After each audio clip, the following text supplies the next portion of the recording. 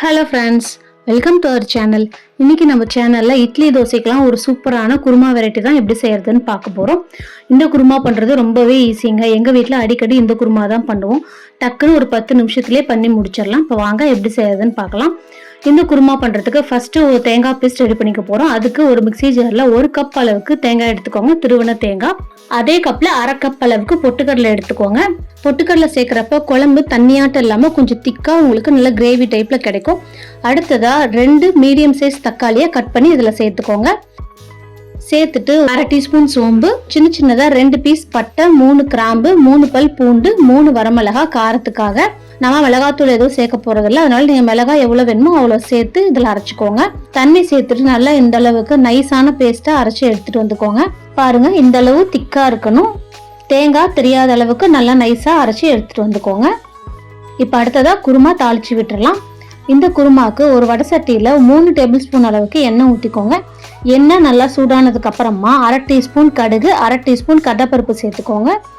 கடலைப்பருப்பு ஓரளவு செவந்ததுக்கு அப்புறமா ஒரு கொத்து கருவேப்பிலை சேர்த்துட்டு ஒரே ஒரு பெரிய வெங்காயத்தை நல்லா பொடி பொடியாக கட் பண்ணி இதில் சேர்த்துட்டு கூடவே ஒரே ஒரு வரமிளகாயை 2ஆ கிள்ளி இதில் சேர்த்துக்கோங்க. இப்போ வெங்காயம் ஓரளவு நல்லா வதங்கி லூஸ் ஆகி வரணும், அந்த அளவு நல்லா வதக்கி விட்டுக்கோங்க. வெங்காயம் பாதி அளவு நல்லா வதங்கி வரணும், கோல்டன் கலரில் வர தேவையில்லை. வெங்காயத்தை ஓரளவு நல்லா வதக்கி விட்டதுக்கு அப்புறமா இதில் 1/2 தக்காளியை நல்லா பொடி பொடியாக கட் பண்ணி இதில் சேர்த்துக்கோங்க. நம்ம ஆல்ரெடி தேங்காய் அரைக்கிறப்பே தக்காளியும் சேர்த்து அரைச்சிருக்கோம், அதனால தக்காளி இதில் கம்மியாக சேர்த்துக்கிட்டா போதும். ரொம்ப அதிகமாக சேர்த்தா தக்காளியோட ஃப்ளேவர் தான் அதிகமாக இருக்க மாதிரி இருக்கும், குழம்பு லைட்டாக புளிக்கிற மாதிரி இருக்கும். அதனால தக்காளி 1/2 தக்காளி மட்டும் சேர்த்துக்கோங்க. இப்போ அடுத்ததாக இதில் நம்ம அரைச்சி எடுத்து வச்சிருக்கோம் இல்லைங்களா, தேங்காய், பொட்டுக்கடலை, தக்காளி பேஸ்ட்டு, அதை இதில் சேர்த்துடலாம். சேர்த்துட்டு நீங்கள் 1 கப் இந்த பேஸ்ட்டு சேர்க்குறீங்க அப்படின்னா 2 கப் அளவு தண்ணி ஊற்றிக்கோங்க. ஏன்னா நம்ம பொட்டுக்கடலை சேர்த்துருக்கனால குழம்பு ரொம்பவே சீக்கிரமே திக்காகிற மாதிரி இருக்கும். கொஞ்சம் தண்ணியாட்டம் இருந்தால் தான் அதை கொதிச்சு சுண்டி வெந்து வர்றதுக்கு கரெக்டாக இருக்கும். இப்போ பாருங்கள், ஓரளவு திக்காக இருக்கிற மாதிரி இருக்குன்னு சொல்லிட்டு நான் நல்லாவே தண்ணி சேர்த்துக்கிறேன். இப்போ பாருங்கள், நான் வீடியோவில் காமிச்சிருக்கிற அளவுக்கு இந்த அளவு தண்ணியாட்ட பதத்தில் இருந்தால் தான் கொதிச்சு வந்ததுக்கப்புறம் உங்களுக்கு கரெக்டான கன்சிஸ்டன்சி கிடைக்கும். இப்போ இதில் தேவையான அளவு உப்பு சேர்த்துட்டு 1/4 டீஸ்பூன் மஞ்சள்தூள் சேர்த்துக்கோங்க. இப்போ அடுப்பை மீடியம் ஃப்ளேமில் வச்சு இதோட பச்சை வாசனை எல்லாம் போகிற வரைக்கும் இதை நல்லா கொதிக்க விடுங்க. குழம்பு ஒரு 10 நிமிஷமாவது கொதிச்சாதான் இதோட பச்சை வாசனை எல்லாமே போகும்.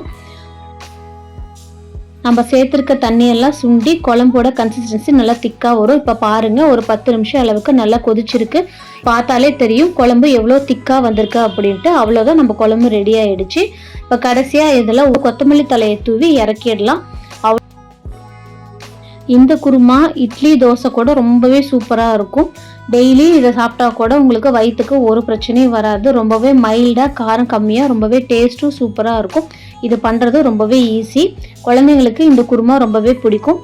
இந்த குருமாவை உங்கள் வீட்லேயே ட்ரை பண்ணி பார்த்துட்டு எப்படி வந்துச்சுன்னு எனக்கு கமெண்ட்ஸில் சொல்லுங்கள். நம்ம சேனல்லே நிறைய கிரேவி வெரைட்டிஸ், குருமா வெரைட்டிஸ் போட்டிருக்கோம், அதையே செக் பண்ணி பாருங்கள். நம்ம சேனல் பிடிச்சிருந்தா லைக் பண்ணுங்கள், ஷேர் பண்ணுங்கள், சப்ஸ்கிரைப் பண்ணுங்கள். தேங்க்யூ.